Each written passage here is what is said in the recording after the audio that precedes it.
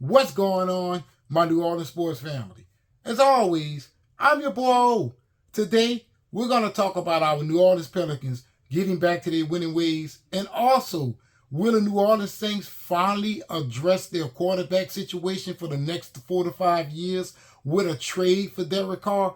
I don't know, but before we get into the video, do your boy O one major favor. If you believe in getting loud and also you got to fight, that means you love talking about the Saints, you love talking about the Pelicans, so we have something in common. Why don't you hit that subscribe button? Then after you hit that subscribe button, make sure you hit that notification bell. Then after you do that, make sure you hit that like button to help me out with that algorithm, baby. Got to get it in. It'll come into Valanciunas. Back to Ingram for the win. Yes! 0.3 of a second to play. You saw it. You saw it from here. We're going to get into those New Orleans Pelicans, baby. As I said, the New Orleans Pelicans are getting back to their winning ways. One of the main reasons for that being is Brandon Ingram. But let's talk about this latest victory for our New Orleans Pelicans over the Atlanta Hawks, 116-107. Right, let's go. Let's go. Let's, as I always do, go down here to these stats. Field goals, the Pelicans will put up 91. They will convert 45 of them for 49.5%. Your moms will call it 50. Three-pointer, it was 12 for 32, 37.5%. That's decent. That's decent. As you can see, it didn't kill you. Free throws. See, this is something they're going to have to work on. I noticed this all season. Some of these games, they miss a lot of free throws. 14 for 21, 66%. That means they left 7 points on the court, ladies and gentlemen. 28 assists, 47 rebounds. 13 of those rebounds will be offensive. 8 steals, 2 blocks, and 9 turnovers. This game was going to be tough regardless because the Atlanta Hawks in the league, they give up the less turnovers of any team in the league. The fact that they have 11 turnovers is a plus for us because I hear they only average about 10 a game, which is ridiculous. Let's go to our individual stats here. First up, you got Brandon Ingram, who will score another 30-point game in the last 3 games for the New Orleans Pelicans. He will miss the previous game due to it being a back-to-back. He was 11 for 18 from the field, which is extremely efficient. 0 for 1 for the three-pointer, which goes to show you that Brandon Ingram attacked the paint all night long, and he also gave us a lot of mid-range shots. 3 rebounds, 8 assists.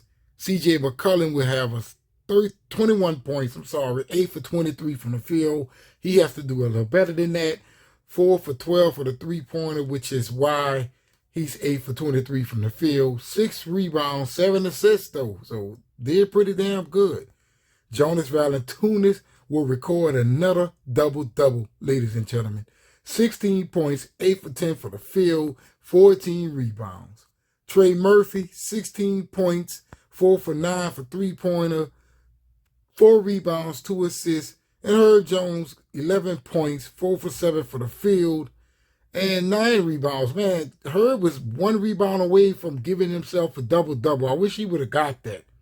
From the bench, as you can see here, we only had 22 points from the bench, 7 points from Larry Nance, 7 points from Nigel Marshall, 6 points from Jose Alvarado, and just 2 points from Kyra Lewis, right? So that's really and truly, I would say, I'm sorry, I said 20 points, didn't I? What is that, 7, 14, 20, 22. Yeah, that's 22 points.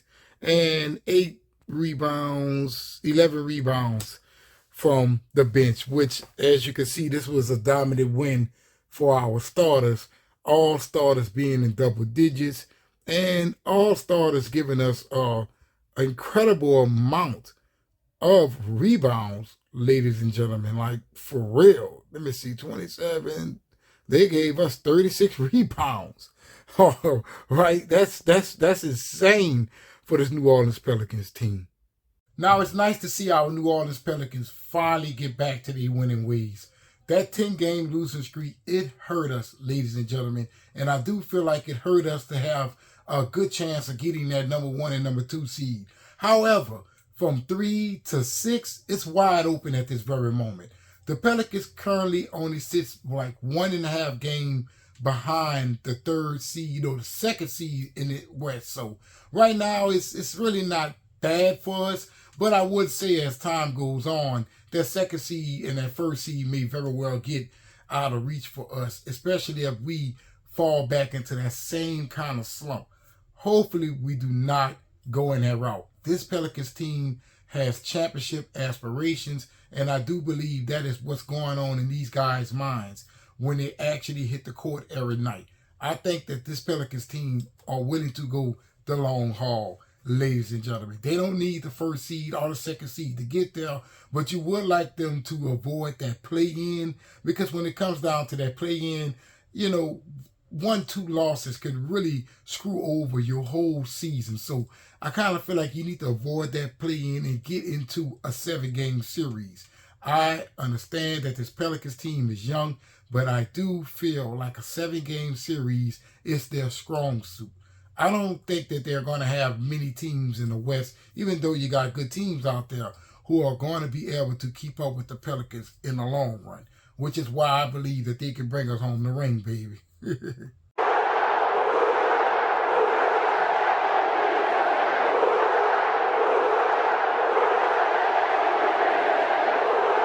Now it's time to talk about our New Orleans Saints.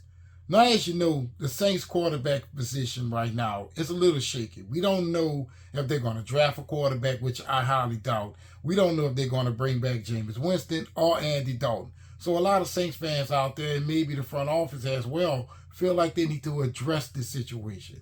Now, news has broke that Derek Carr and the New Orleans Saints has been given permission for Derek Carr to visit the facility. Now, I know many people out there are going to get hype about this because they feel as if Derek Carr is the quarterback to get us there. I'm not going to argue with those people over that, because right now the Saints are in a transitional period, right? So it's only natural that you're going to have to try to figure some things out. And until you actually figure those things out, I kind of hope that you don't get your expectations a little bit too high. But I do feel that Derek Carr could very well push the Saints a little farther than what they are right now. I could be wrong about that, even though I do feel like Derek Carr and Andy Dalton is kind of like what and what, but Andy Dalton is older. Derek Carr, you could at least put some years into it, right? So today is Wednesday. Hopefully the guy has a really good visit, so he could be the face of the Saints going forward. I mean, it could very well be another situation where Drew Brees sought to find another team, and he found that team, and look at him, he's one of the greatest quarterbacks of all time. I'm not saying that Derek Carr can achieve that kind of greatness, but who knows, right? I would have never thought that Matthew Stafford would have won the Super Bowl, even though I do understand that the Los Angeles Rams were stacked to the fullest, right? I would have never thought that this dude would have came in and made such a difference for that team, right? So you just never know when it comes down to the New Orleans Saints in his quarterback position. Derek Carr could be our savior. However, he also can be our iceberg, if you know what I mean, like the one that sunk the Titanic. You just never know. You just never know. But I would say this, you could invest in Derek Carr, right? However, to get him here, I don't know exactly what you're willing to give up, because when it comes down to the cap space, you might have to let go a certain wide receiver or a certain running back to acquire Derek Carr. So if Saints fans are advocating for Derek Carr to come, then they need to understand that we're going to have to give something up to accompany what the other team wants for him, right? So hopefully you guys are willing to accept what the Saints have to give up for this dude if you want him here so badly. Hey, if it works out, the only thing that the Saints can do is put whatever trade or whatever release they did in the past behind them, and the organization and the fan base can move forward as a whole, right? And we all could be back on the same page, which how we was back when Sean Payton and Drew Brees was here in their heyday, right? I kind of feel like the Saints fan base kind of fell off, those last 2-3 years with Drew Brees here, with the Teddy Bridgewater and Jameis Winston and the Taysom Hill situations, where people was really chatting and cheering for those guys to start, and they wanted the Hall of Fame quarterback to sit on the bench. I think that's where us as a fan base kind of separated a little bit. Maybe Derek Carr can be that quarterback to put us all back on the same page. We just never know. Well, that would be all for today, ladies and gentlemen. Hopefully you guys watch this video all the way to the end to help your boy out with that algorithm. And also, I have a main channel called the 4KO where I review movies, I do trailer reactions, I talk about geek culture. Why don't you go over there and check out the content? And if you like the content, make sure you hit the subscribe button to support me on my other channel. But in the comments below, let me know what you think about our New Orleans Pelicans finally getting back to their winning ways. And also, what do you think about Derek Carr possibly being a Saints quarterback in the near future?